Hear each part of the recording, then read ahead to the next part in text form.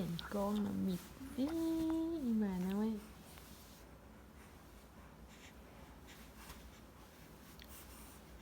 บินจังไหน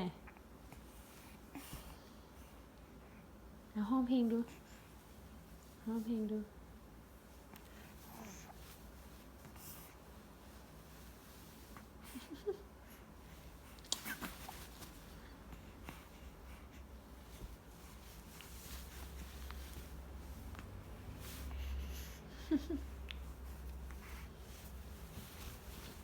เอ้า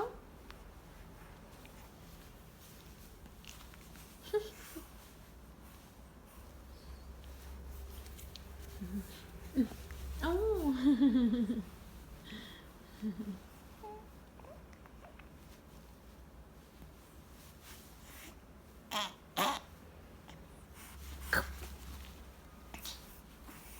เจ๊